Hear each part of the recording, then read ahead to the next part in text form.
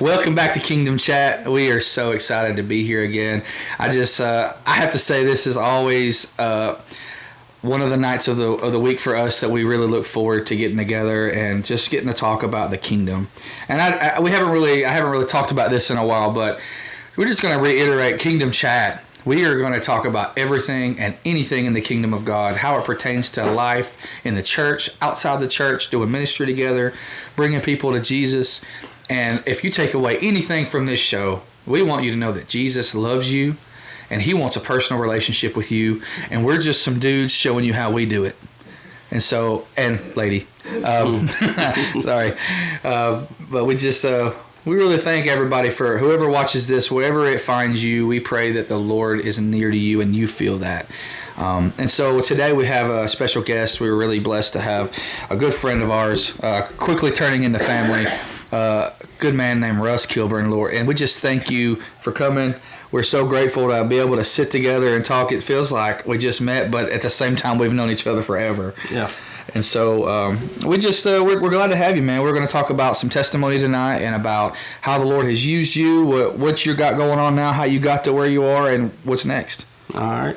Well, thank you for having me. You know, I thought I already was family. You said quickly turning into family. Maybe I'm just Roy's family, not yours yet. I don't know. We act like we are. Coffee's kicking in. Coffee's kicking in. If y'all notice, Junior's not here tonight. He had to work late. Oh, yeah. So sorry, Junior. We were going to say something ugly and say he was mean or anything, but no, he just had to work late. So yeah. But no, thank y'all for having me. I appreciate the opportunity I always appreciate the opportunity to talk about what the Lord's done in my life. So, you know, I guess with that being said, I mean, yeah. Y'all want me to get started? It's just us having a conversation, man. We don't have to do nothing crazy or whatever you got. Of course, I know you brought some notes to keep yourself on line. I brought some notes to keep myself in line because I like to go left and right. I will. I'll start hunting rabbits. You know? Jeannie always has to wheel me in. So yeah, guys are crazy back there. Yeah, and I do that. I do that pretty easily. So. And I may still even with notes. But anyway, I'll try to keep it under 3 hours. That's right. Perfect. All right, so I guess we'll just start with I'm just simply just an old country boy. I mean, I was born and raised in small town Tennessee, Waynesboro, Tennessee to be exact. Loved it there. Great place to grow up. Not a very good place to stay as an adult because there's nothing to do there. You know, you got to drive to work or whatever. So, but very great place to grow up. You know, a very small town. You know everybody because almost everybody's kin. It's one of those type of deals, you know. So, but anyway, I was born and raised there. My mom had me in church from the time I can remember. You know, I don't remember a time that I wasn't in church. My dad, he was in the church. He was a deacon in the church for a while. I remember the church we were going to. We had a small church. We decided we were going to build a new one. So my dad he helped build it. You know, a lot of the men from the church had a lot of skills. And my dad he's an electrician. Oh wow! So you know he helped mainly with electric stuff. But anyway, that's where we attended church for the majority of my life. And you know. Like I said, I always remember being in church, growing up, being there. I can remember always looking forward to, man, I'd sit back as a small kid and they'd be talking about every summer, they'd be talking about youth camp, right? Mm-hmm. And I'm like, man, I can't wait till I get old enough to go. Yeah. And finally one year I did, man, and it was great. You know, 12 years old, here I go, going away to youth camp. I thought I'm going away, you know, mom and daddy ain't going to be there. Wrong, mama went as a counselor. So, you know, anyway, couldn't get away from her, couldn't get away with nothing. Oh, but, man. But anyway, so I go to youth camp that year, and that's where I found the Lord. Mm. I got saved there, went back home, got baptized, and I remember very, very discreetly, I remember one night going to the altar and praying and seeking God and asking him to fill me with a gift of tongues, right? And man, I remember when they come on me, you know. And as a kid, it's an experience as an adult, but as a kid, man, it was just like, wow, what did I just really experience? You know, didn't really know what I experienced, but I remember it, you know, and from there, my relationship with the Lord just started growing. And we ended up changing churches. And the new church that we were going to, I was sitting on the pew one night. I was 14 at the time. And I already knew. I felt God's calling on me. And as I was sitting there that night, man, our pastor come back during the altar call, and he sat down beside me, put his arm around me, and he said, the Lord's come back here, had me come back here to tell you that you have a calling on your life. You are to preach and spread his word. You're a leader. You're not a follower. Everybody always follows you. You know, they look to you on what to do and where to go. And the Lord made you that way for a purpose, and it's for his purpose. And he said, I don't want you to ever forget that, you know, and just follow what the Lord has for you in your life. Well, at the time, I accepted it, right? And I was cool with it, you know. I was like, hey, you know, that's pretty special, you know, that the Lord calls you, especially when you're young like that and you already know, you know, what the Lord's got in store for you. And, you know, we had a really good group of kids at the church, had a good youth group. You know, we all went to school together, of course, and you know, one of my best friends went to church with me, so, I mean, that made it even better, you know, and I started playing the drums in church. I played the trumpet as well. Did you? I did. I played the trumpet. Oh, cool. Yeah. All right. Yeah. I listened to the trumpet. Yeah. Well, hey, look, we all three got something in common. Praise the Lord. So yeah, you know, I played the trumpet, and you know, the people in the church always used to love to hear me play Amazing Grace with my trumpet, right? Oh, yeah. They loved it, man. But you know, I enjoyed playing the drums. That's what I enjoyed doing. So I played the drums in church as a teenager, and anyway, about 15, into 15, about to turn 16, I got introduced to marijuana. And Devil's lettuce. And I got introduced to it. Yep. I got introduced to it in the church parking lot. Oh man, been there on a Sunday morning. Oh man. So, you know, the pastor. No, I'm just kidding. So you know, at the time I didn't really think nothing about it, and I turned it down that day, right? And I don't know, a few weeks go by, and this guy keeps telling me, "Hey man, come on." So you know, peer pressure, man. Although I wasn't a follower, man, I gave way to peer pressure. Yeah. So I did, and bro, that's how you know it's the devil. Ain't nobody share drugs. That's the devil. Yeah, really. That's the enemy. Yeah, most definitely. So you know, then I started smoking pot, and then when I turned 16, man, and I had discovered females at that point too. So you know, I discovered how much I really liked them. Mm-hmm. So. Now I'm smoking pot, I'm chasing girls. Well, then I turned 16, I get my license. I got a job, so I got money. Oh, no. And a little small town is Dry County, but there was a package store, and as long as you could tote it to the counter, he'd sell it to you, right? So, you know, I go to the package store, man, and this is a funny story. My first trip in the package store, walk in, and I get me a bottle of whiskey and a 12-pack of beer and walk up and set it on the counter, and the guy looks at me and says, "You're Danny's boy, ain't you?" Oh, no. No. He was like, "Relax, man. I'm not going to say anything. I'd be stupid. I'll ruin my own business." You know, so, and then he's like, "How is your daddy?"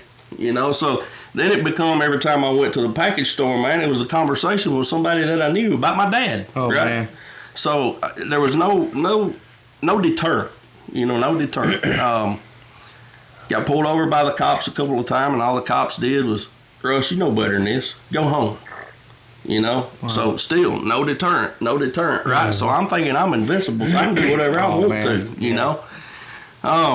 Had one cop that liked to pull me over just because he knew I had beer in a cooler in the back of my truck, and he'd pull me over and say, "I'm thirsty."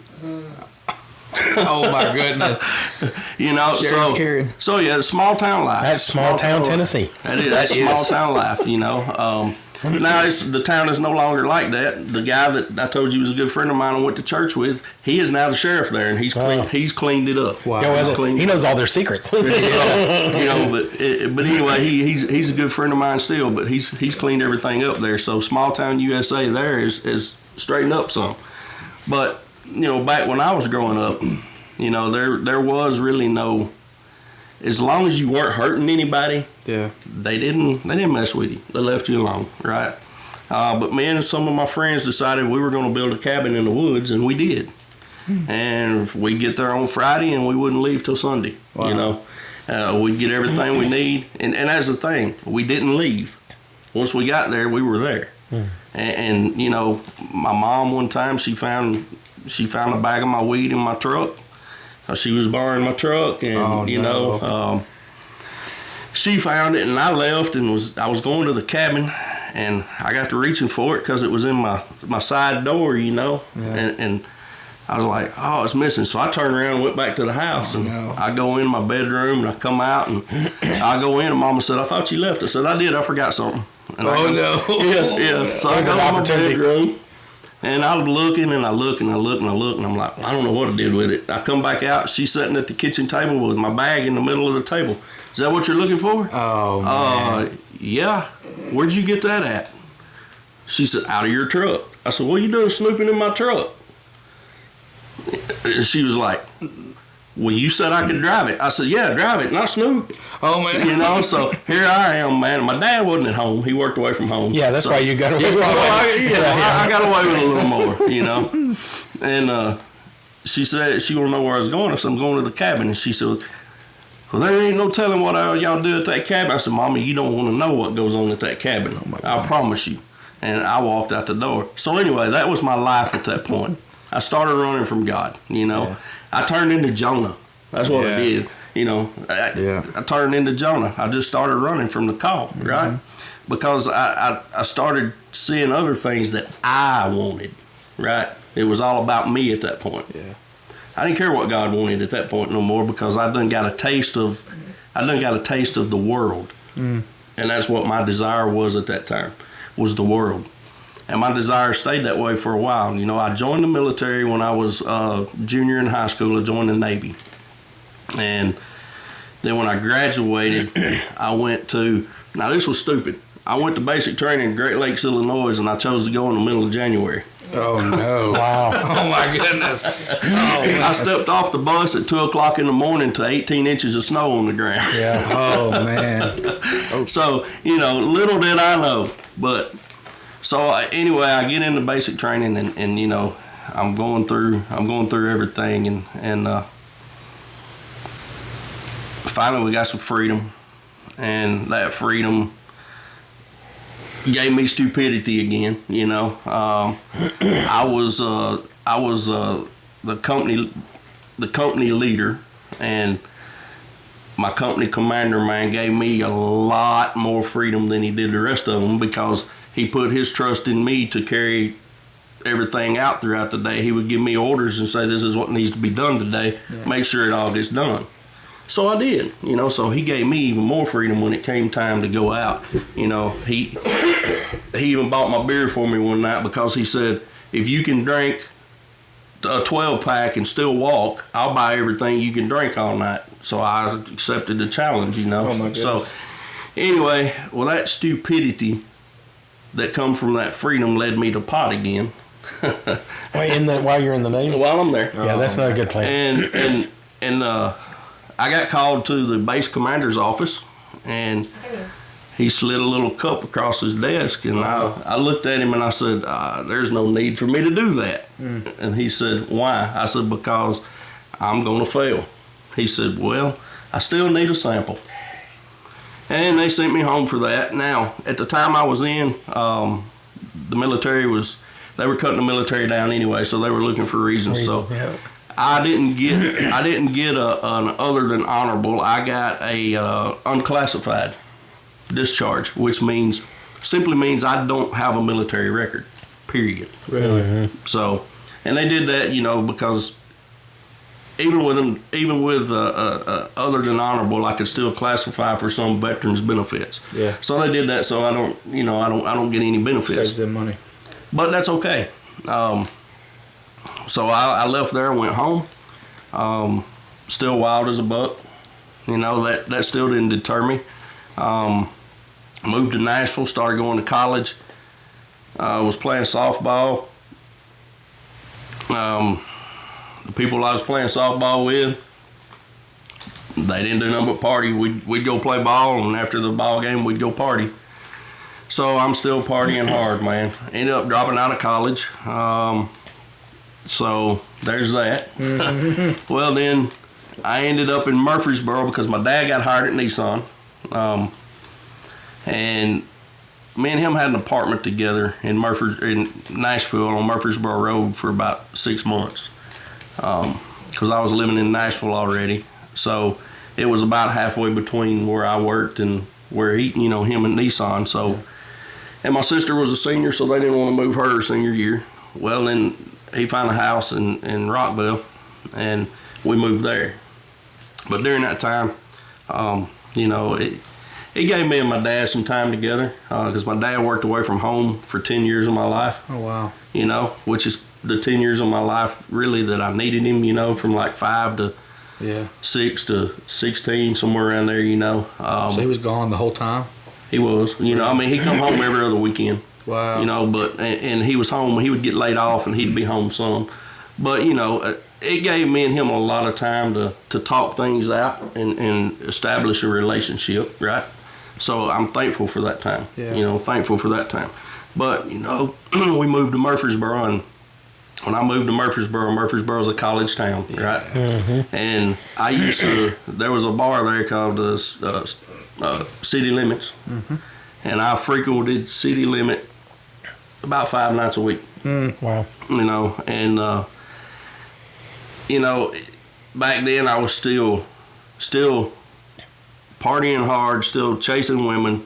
So City Limits to me was, because the women outnumbered the men 3-1 in there, so it was a place for me to be, right?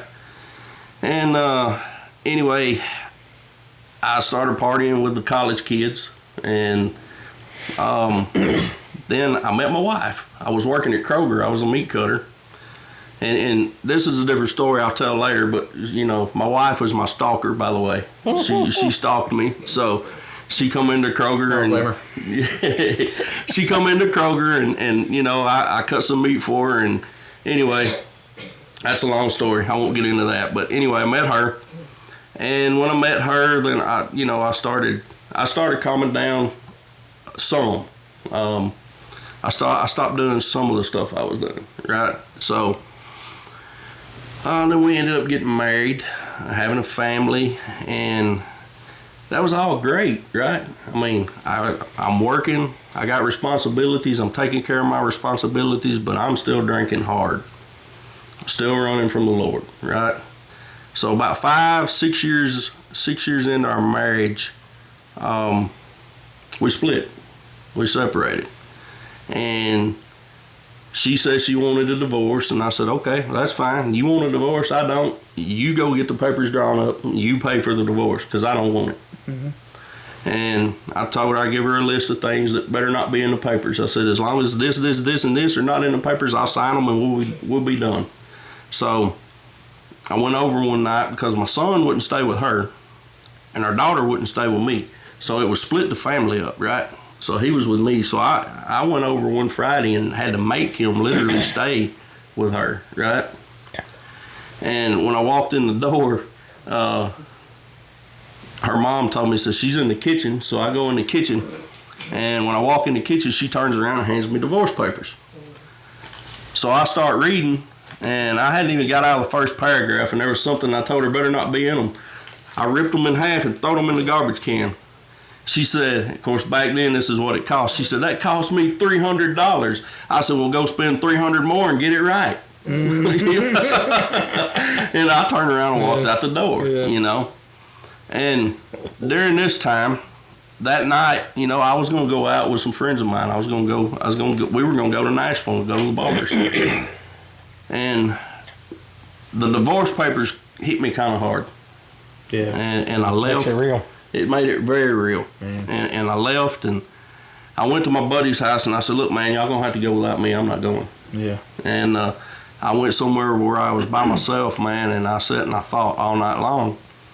And when I got to thinking, our issue stemmed from my drunkenness, and my drinking. I would start drinking as soon as work was over every day, and I wouldn't quit drinking until I laid my head down.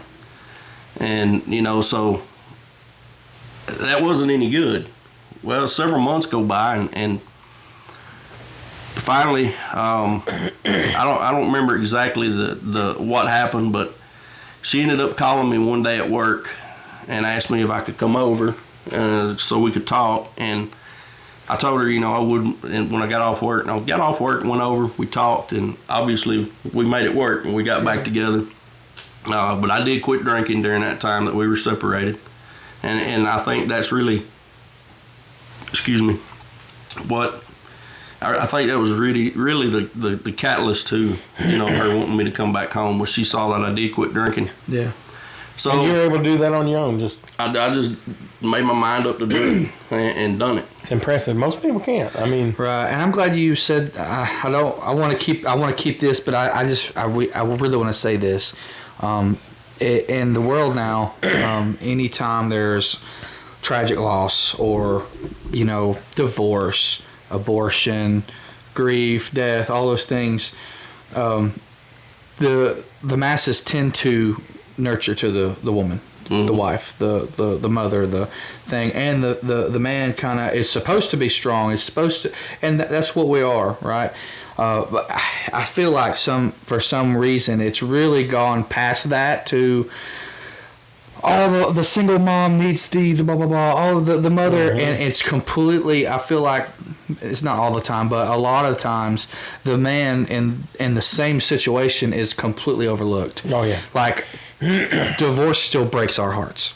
Loss still breaks our hearts. Losing a child still breaks our hearts. Abortion, miscarriages still break the father's heart. And case in point, I've pointed this out before, but I think it's just a good illustration of it in my personal life. When we found out Stephen was going to be born handicapped, everybody asked me, "How's Jeannie? How's the baby?" Mm-hmm. Nobody asked him, "Roy, how's Roy doing?" Because Roy was not doing okay. Right. I didn't realize it at the time, but I was having a nervous breakdown.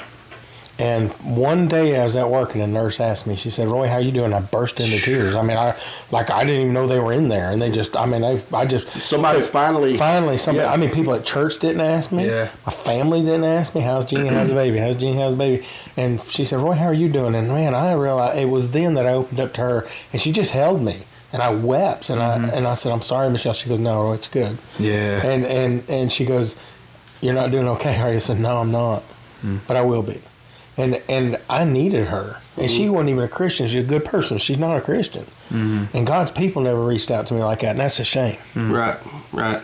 I was hurting, I mean, I was hurting. The idea that men don't feel nothing is ridiculous. We don't go around talking about our feelings, and most men don't post on Facebook and all that other stuff.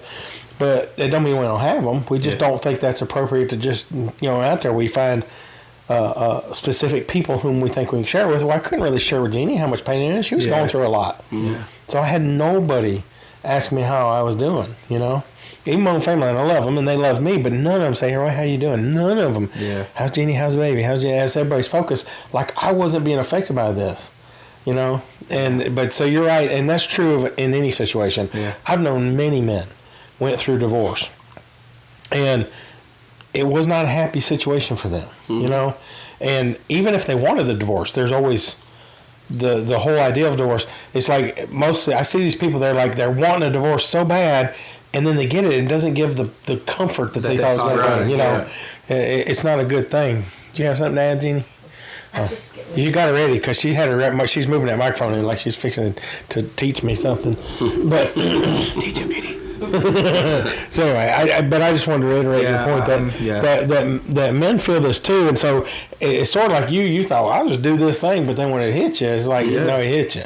Yeah, and that was the thing. I mean, I didn't think, I thought, well, she wants a divorce, that's fine, I'll give her one, Mm-hmm. But the papers that night made it, like you said, it made it real, and when I left, I mean, I couldn't go through with the plans that I had for that night. Yeah. Right. And now you asked me, did I quit on my own? I did, but I did have a little help. This is at the time when I decided to join the fire department. And I did volunteer fire and rescue, and I did it for 18 years. Oh, wow. But this is when I started. And I started, and this, I always wanted to be a firefighter from the time I was a kid, right? Well, I had the opportunity to join the volunteer department, and I thought, you know what? If I'm drinking, I can't respond. Yeah, at all. So that was Kept you accountable. It did. It helped me keep myself accountable, right?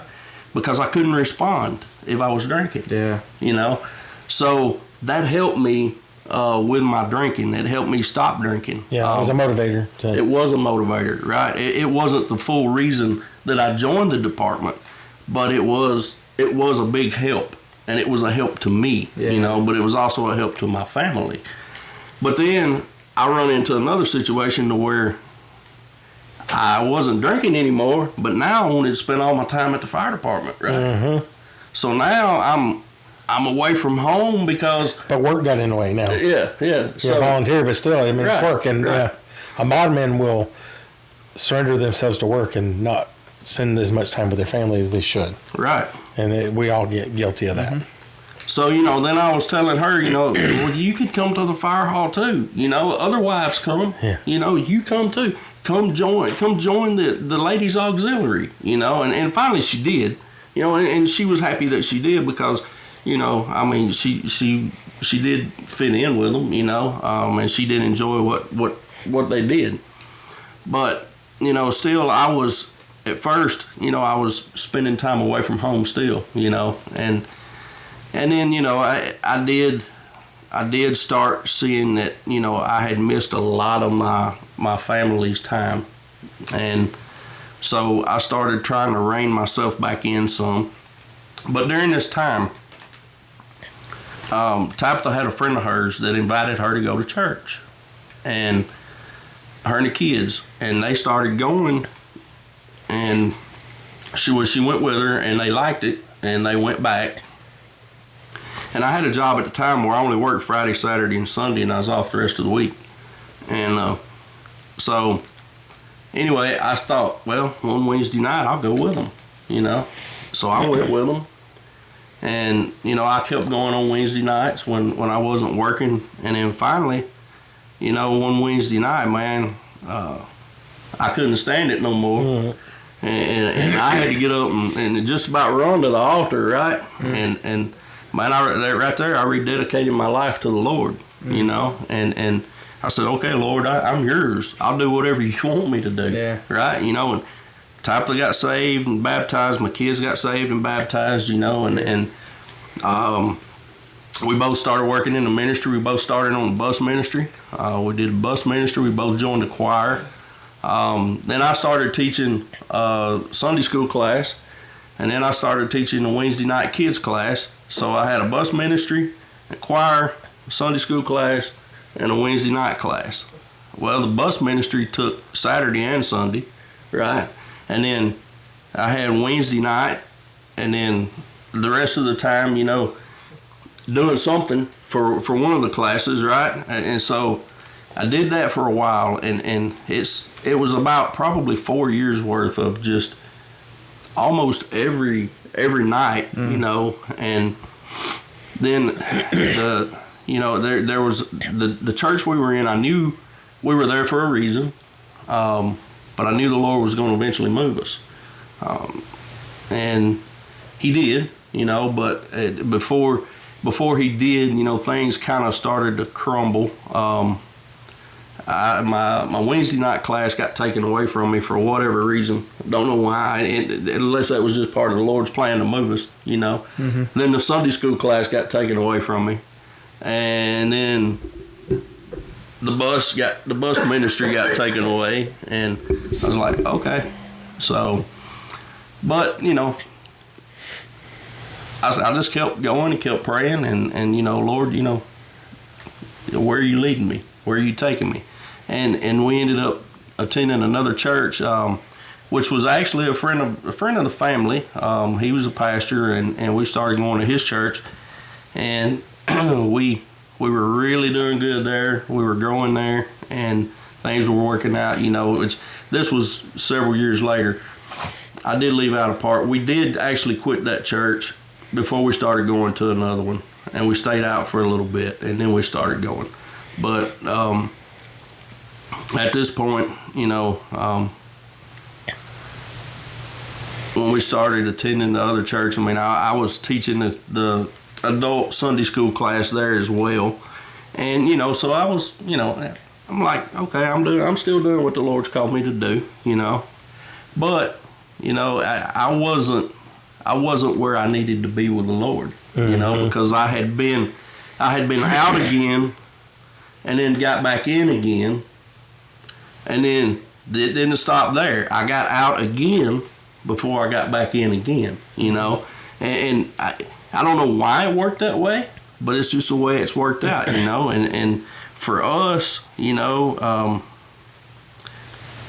when we moved to Tullahoma, we've been in Tullahoma be 9 years in February. So before we moved here, we got back out of church again, but the church we were at dissolved. And it dissolved because our pastor had some problems, and he couldn't preach anymore, and he'd hurt his back, and he fell off a roof, and wow. he really hurt himself. So so he couldn't preach anymore, and but we've been through other things besides that, but that's just, I'll leave all that for later.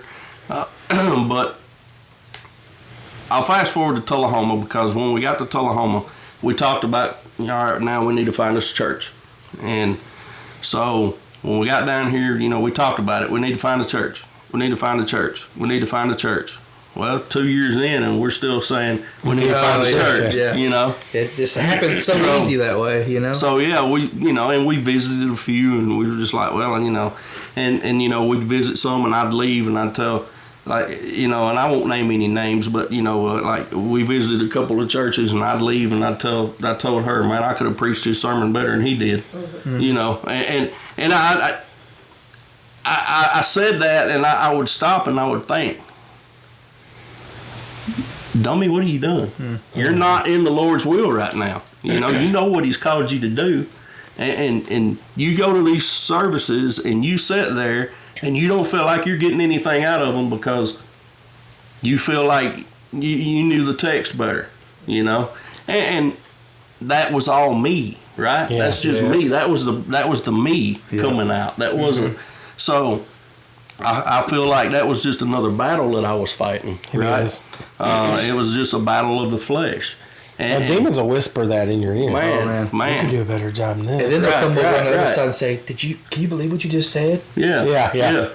Yeah, they're accusers. And that was it. I was fighting that battle because that was exactly what was happening, because I would say these things, and then I'd be like, what'd you say that for, stupid? Yeah, Yeah. He's doing what God's called him to do, but you're not. Yeah. And you're judging him. Yeah, I've been there. I've done that.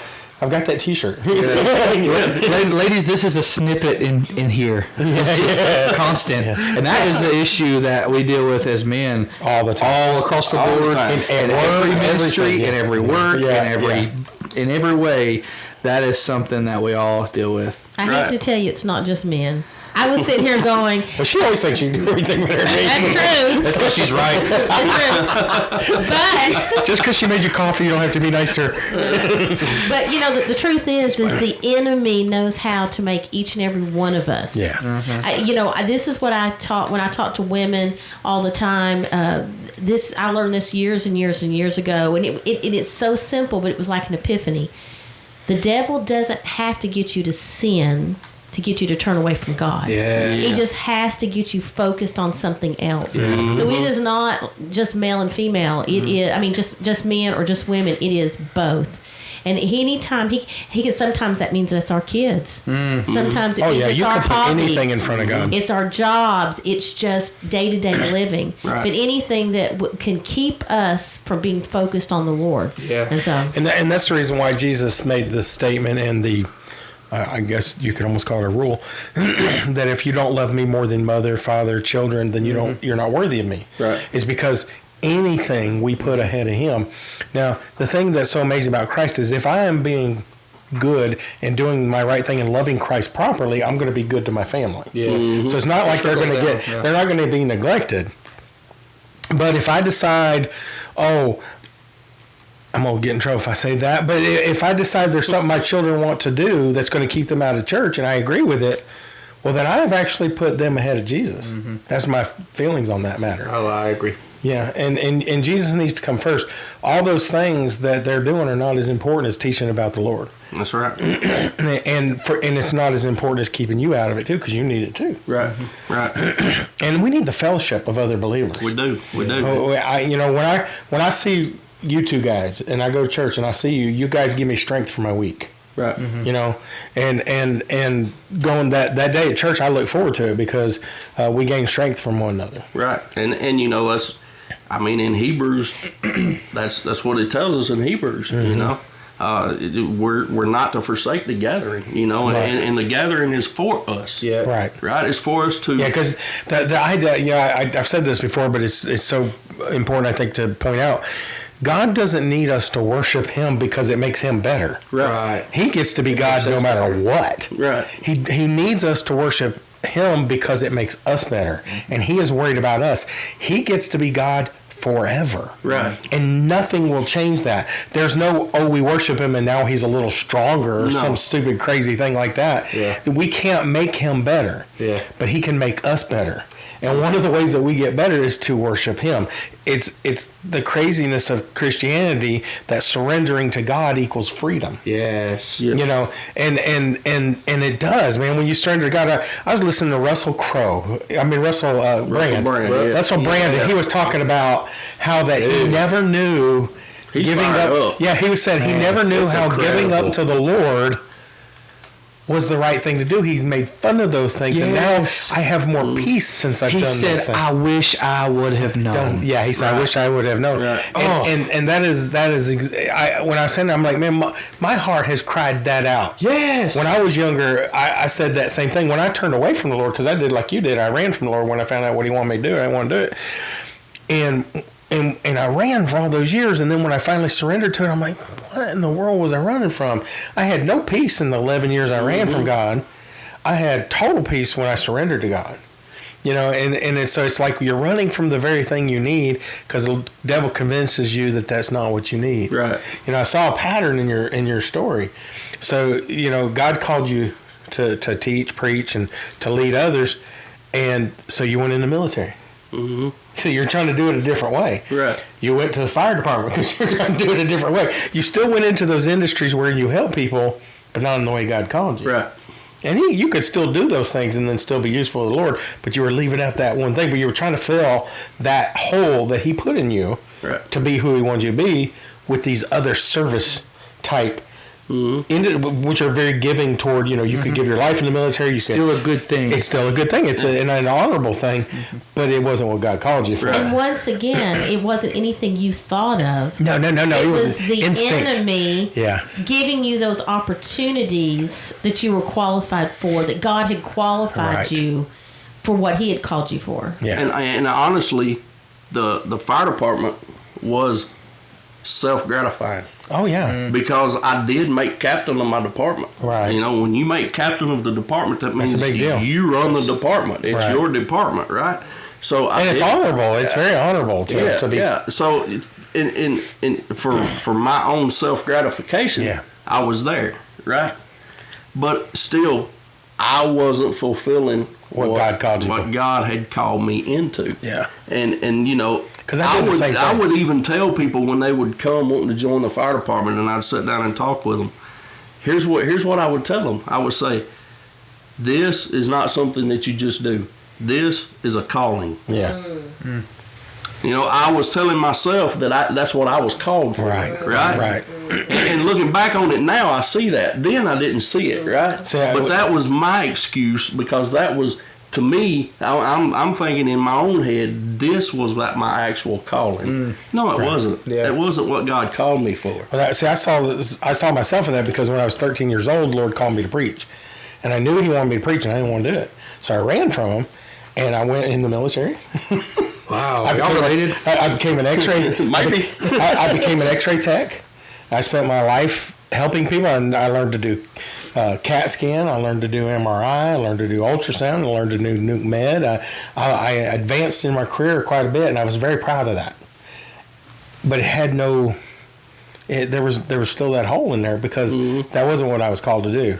When I finally surrendered, the Lord said, "Okay, I want to preach," and everything else. There's nothing that satisfies me more than spreading the gospel to somebody and then have them come back and say, "Man, you opened my eyes to the Word of God." Yeah. Nothing, and you don't get paid for that, but there's nothing more fulfilling to me than to know that I've helped somebody to understand the Word of God better and to trust God more than any of those things. And I'm glad I help people. I've saved people's lives. I've done CPR on people.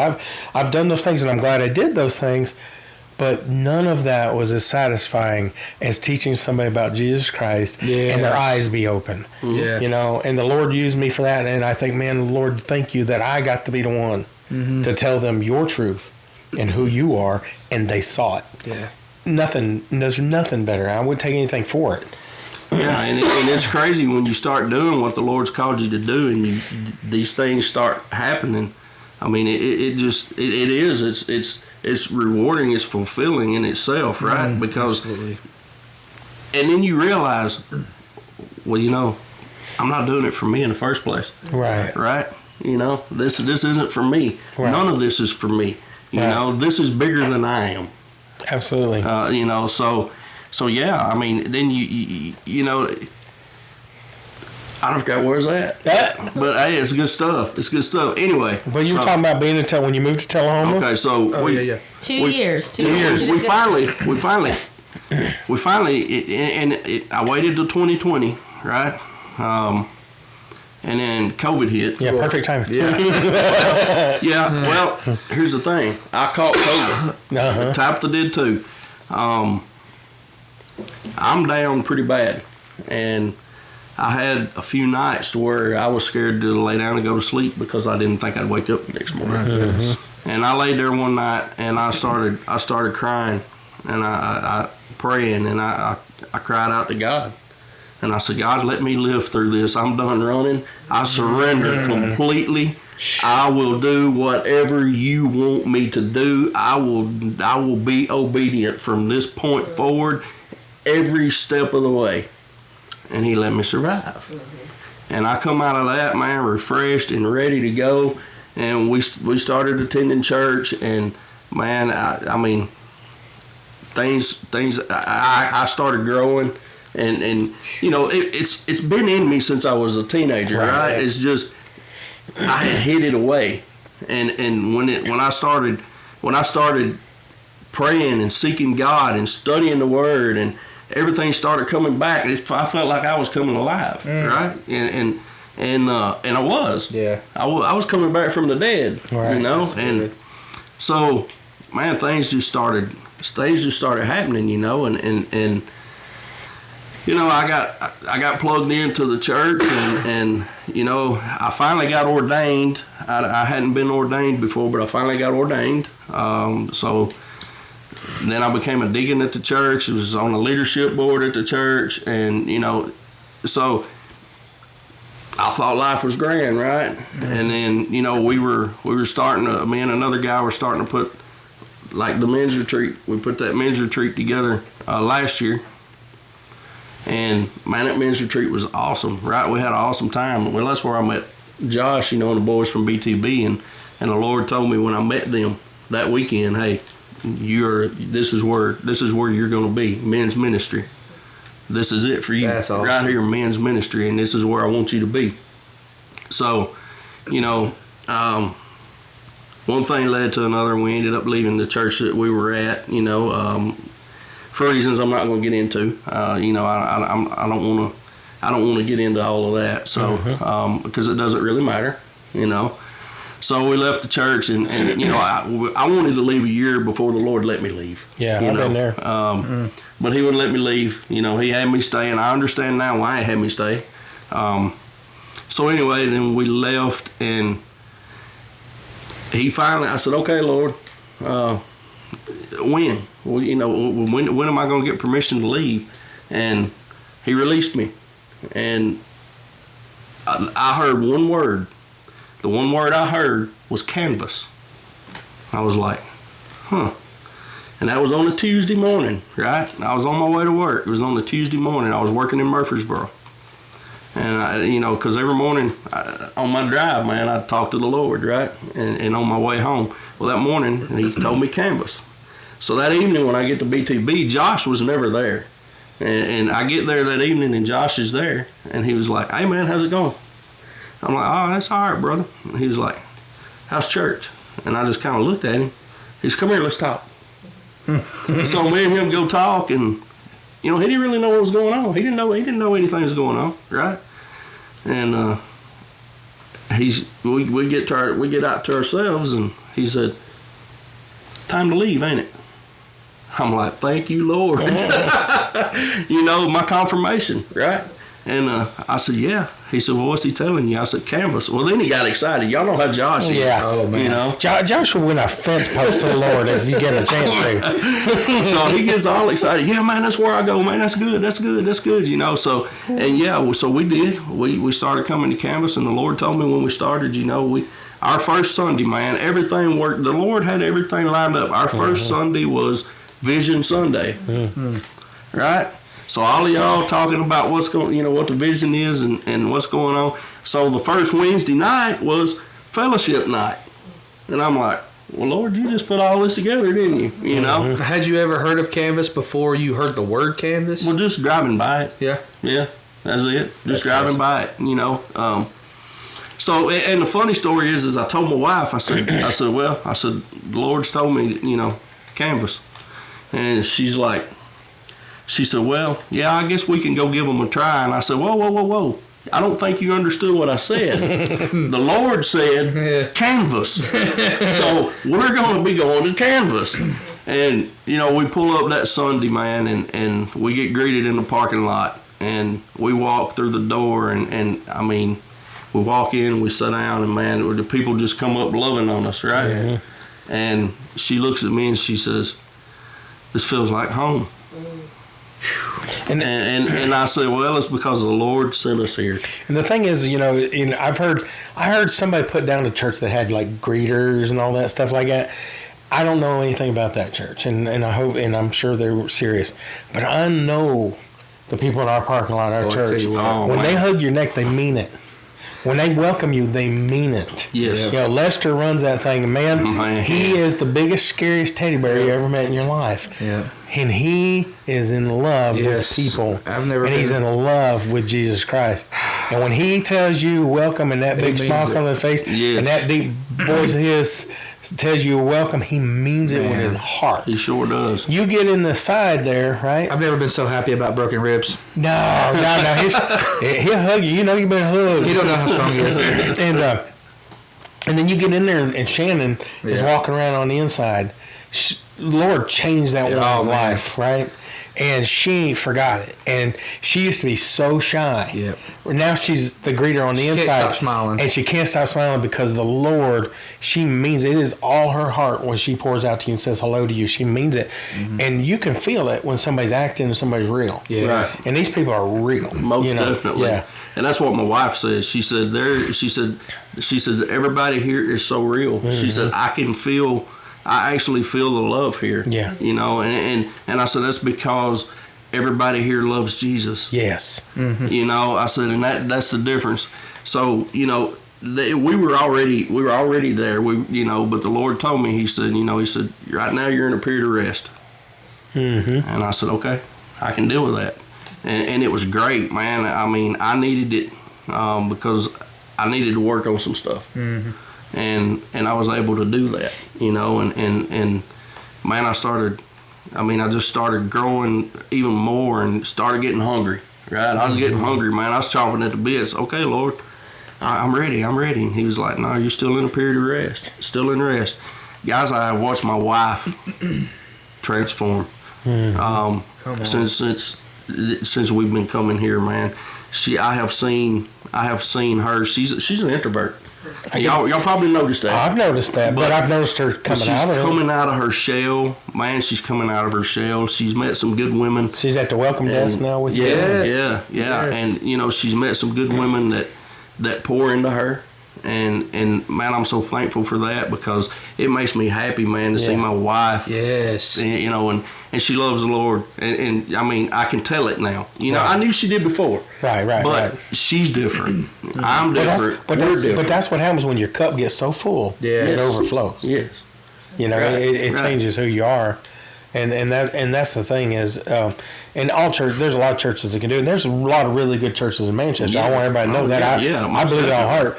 Canvas is the one for us, right? But there's a lot of really good churches in Manchester, and I believe that all my heart and soul. And we're not. You can get fed anywhere. Yeah, you can. But I know the women at Canvas. I know the women that are pouring into your wife, and these people love the Lord. They ain't playing. Yeah, you know they mean it with all their heart and soul, and their husbands and everything are on board. And it's just amazing. It is amazing. It's very amazing. So then the Lord told me about the end of June, He said, okay, rest is over. I gave you a heart for the men's ministry. I want you to help here. So then I was like, okay, who's over the men's ministry? I'd never met Lester, you know, and yeah, he'd been out for a while. He'd been sick. Yeah. His wife been sick. Yep. And, they've been out for a while. And then he started working nights. And so I told Heather one Sunday morning. I said, I guess I need to talk to Chris. I said because, the Lord's laid it on my heart to help with the men's ministry. And she was like, well, Lester will be here. She said, I'll just introduce you to Lester, and she did. And me and Lester once we exchanged phone numbers, and I called him, or he called me. I don't know, a couple of days later, that sometime during the week, and we talked, and he, he said this has got to be a God thing because I've got to step back. He said, and I don't want to. He said, but I got to. Yeah. And I said, the Lord told me, to help out. So, and that's what's led me to, that's where I'm at now, but the Lord has given me a heart for men, because as men, man, we're failing in a lot of areas. Absolutely. We're failing in a lot of areas. Well, there's an attack on men in this world today. There is. Yeah. You have words thrown out that like toxic masculinity. There's no toxic masculinity. There's toxic people, men, male and female. But masculinity, there's nothing toxic about it by nature. No. We need men. Mm-hmm. But there is a wrong idea in society of what a real man actually is. Well, when we were in the 80s, they used to tell us, well, you need to get hold of your inner child, or you need to get hold of your feminine side. No, you don't. No. You shouldn't be an inner child. You need to grow up and be a man. Exactly. And you shouldn't have feminine side. That's all messed up. But the thing is that women are absolutely necessary to society, but so are men. Right. And we are absolutely. It's a binary system there, male and female, that works together so positively that when we are united, we each see things a little differently. We go at things a little differently, and as a whole, we make things better. Right. It's when we fight each other that's not good. And there's this idea that men need to change and be more like women, and it's like, no, I don't want my women to be like men, and I don't want my men to be like women. No. And being a good man means that you're going to be good to women. Right. Being a good woman means you're going to be good to men. And we complement one another, and we need to stop this whole idea that we're at an adversity to each other is ridiculous. We complement one another. Right. Well, and Are there also, bad people in the world? Sure, but that's on both sides. And also, women, for the most part, they seek out friends. They have family, but then they also seek out friends, whereas most men, they work, they have family, they have chores at home or whatever, yard work, whatever they do, but they are less likely to go, hey, let's go do lunch. Let's go shopping. Let's go to the craft show this That's because we don't have that feminine side. And as a wife, I always see the need. And I talk to so many other Christian women. They're like, we know that our men, our husbands or boyfriends or whatever, that they need this fellowship with other men. Desperately. And so it is so good, I think, I totally believe that you're starting this again. You're kicking it up, and plus, I know you're going to tell us the times, but they're doing it more than just once a month. Yeah. And because men more than women have most women try to get jobs. That was always my thing. I tried to get jobs where I could spend time with my kids. But men, even today, they're more likely to have jobs where they work third shift, or they work weekends, or they do this and that. So if you only have a weekend class, or if you only have a night class, or if you only have a day class, they can't do all that. Right. Well, most men feel defined by their job. Yeah. Our jobs is who we are. Somebody asks who you are. I'm a fireman. Who are you? I work at Pillsbury. Who are you? I work at the base. We identify ourselves often with our job as our role in society. And I think that some of the reasons why there used to be men's groups and men's clubs, and sometimes they weren't godly. And I realize most of the time they weren't. There were some. Yeah. But the thing is that as all of those dissolved, also dissolving around that is male role models, because a lot of them don't have fathers, and so they don't know how to be just friends with other men. You have friends and stuff in high school, but that's not the same thing as being friends with another man. Right. It's different. Yeah, and it's contractional. Yeah, it's like, exactly. How can we help each other? Yes. How can I help you do what you need? Yeah, come help me work on my car. It's never help me just mow my yard. Right. Yeah. It's not going to the craft fair. It's not going craft fair and not going for mimosas. Yeah. It's not that. I don't know what that is, but okay. Tell us about our men's classes. Hopefully what we can accomplish in this men's ministry now, as we're gearing it back up and getting it going again, is, one thing that we want, that we desire, is that we do begin to have interpersonal relationships with one another. That way we have, like Caleb, you and I get that interpersonal relationship. Man, if you're struggling, call me up and say, hey brother, man, look, or I can do the same with you. Or maybe you need to hold me accountable for something. Yeah. You know what I mean? Because we need that as men. We need someone, number one, we can confide in, but we need someone that's going to help hold us accountable for our actions, right? And what I mean actions, I mean keep us out of the worldly actions, and hey, you need to check yourself, man. Yeah. Where's God in this situation? I went 30 years without male friends in my life. Literally. And I'm not making that up. Gene will tell you that. And I had people I work with, they weren't my friends. I looked at them, I said, if I wasn't being paid to be here, I would not spend time with you. I say that once a week. But when I went to Canvas, well, then that's when I became friends with Lester, and Chris Swan, and Pastor JT, and these were real men that I'm friends with, that I trust, and that we share phone numbers, and I need them, I can reach out to them, and then Caleb and Junior, and it's grown and so much, and now Russ, and it's like it's grown. And I know that you're men that are seeking that same type of positive relationship, wherein I can call you and say, Russ, I got a problem, can you pray with me? Yeah. Well, that fruit that you're talking of exactly.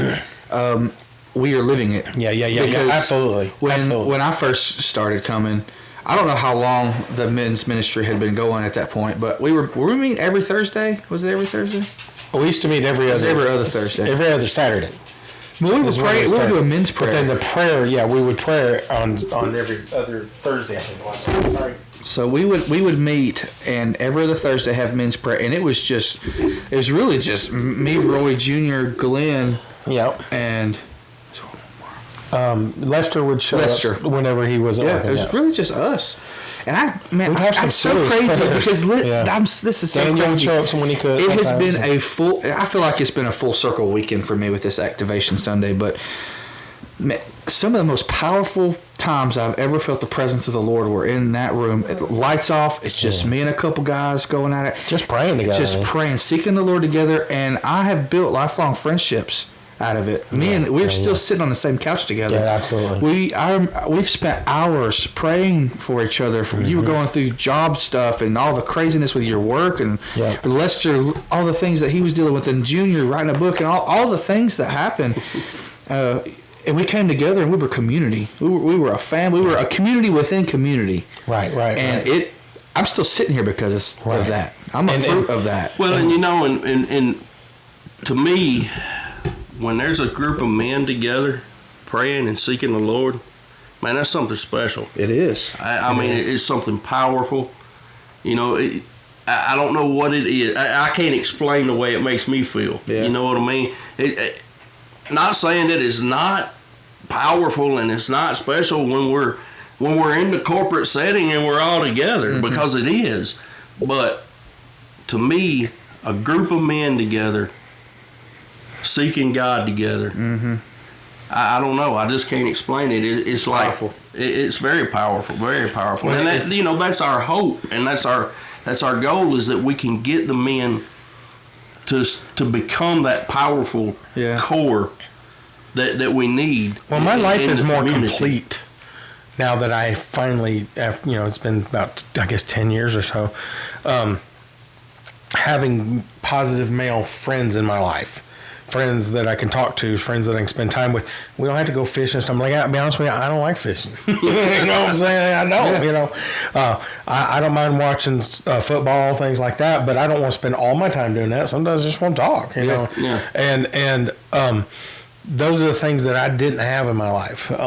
And for whatever reason, and having that, goodness gracious, the positivity of it. And then, you know, it's like, the truth is that in most of our families, and our time is up, but most of our roles in being godly men is that we're supposed to lead our home spiritually, right? But most of us are too weak spiritually to do that. Yeah. And our wives end up doing it, and it shouldn't be that way. Right. Now, that doesn't mean that if you're leading your family spiritually that you domineer over them, because that's not what the Bible says. Not at all. The Bible says you live your life in such a way that you are giving yourself for your family, that you actually give yourself for the family the same way that Christ gave himself for the church. And so it's a sacrificial life. But within that doesn't mean, you know, when you got two people, you got two votes, somebody's got to be the winning vote. Well, God says that's the man. He's the winning vote. Y'all don't like that. That's just too bad. But it's not hard to live in a life like that when the man is living his life sacrificially for you. So you submit to him, then he's submitting back to you by living sacrificially for you. It becomes a very positive thing. And that's where we're missing life. So you do have families where the men are leading, but it's not a good thing. And you have families where the women are having to lead because men ain't a good man, you know. And so these things are hurting our country. They're hurting our families. They're hurting our society. And I can't fix all of society, but we can help the men that we see and the men that we know. And I think that if you come and join our men's group as we get to going, I think it'll make a positive difference in your life. And there are some fine men to come and challenge you, help you, talk to you, and just be friends with. Call you higher. And I know that Russ had said before we actually started recording too that, you know, they're going to meet on Thursday, the second Thursday at 6:30, and then on the last Saturday. The last Saturday of the month at 9. And they're in the morning. Yes. In the morning. 9 a.m. And it's not always going to be the same. So if you're thinking, oh, I don't want to go to another boring Bible store, or I don't want to go do this, just come, because it's going to be different every time. I mean, we are going to have Bible study. They are going to have prayer, but it's going to be sometimes just we may do some worship than what you are used to, and it's going to be great. Yeah, it's not going to be the norm. Yeah, it's not going to be the norm. Well, that really is all our time. So, Caleb, you want to take us out of here? Yeah, well, do you have anything else you want to close with? No, I just want to say thank y'all for allowing me the opportunity to share what God's done for me. Yeah, man.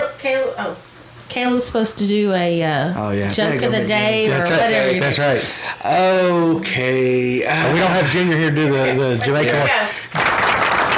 I thought you were going to play some Tupac or something. She wanted me to do the ghetto word of the day. What gangster word of the day?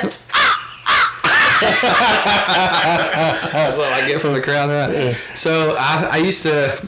I started thinking of when we were a couple years ago. We were in a lot of revival services and going to conferences and all the things. And I grew up Church of Christ, so I wasn't used to watching people walk into service with giant lunch boxes and water bottles and jugs. Hey, what cameras? I said, Bugger, you might be a Pentecostal if you walk in with a with a Gatorade jug, and you might walk out with a healing service. So you might be a Pentecostal if you see a bunch of water jugs. That's right. Out. That's right. There's your joke for the day. There you go. Or charismatic, whatever you want to call it. But we're thankful for us and your family, and how much you have brought to the table, joining us, and can't wait to see how this men's ministry is going to grow. Man. I think you're a perfect, example and of a testimony of what you talked about. There's a statistic: if the man would come to the Lord first, his wife, his whole family will follow. It's it's proven, and that was literally part of his testimony and mine too. And so, just honored to have you, man. We love you so much. Wow. Think the world of Thank you and your y'all. whole family, and we just thank you guys for joining us. And Absolutely. please don't forget to like and share and subscribe. And we're on YouTube, Rumble, Spotify, and That's is it. that it? Okay. I always forget one, so I'll try to make sure I cover it. But we're glad that you stayed with us, and please check in with our Facebook page. We're going to have a men's ministry. We have a men's ministry Facebook page also, but we'll have... And we have a Kingdom Chat Facebook page. That's usually where we announce our shows. Yeah, and we'll put release plugs on there for all these things that we've talked about and stuff. So we love you. We thank you for joining us, and we'll see you next time. Bye.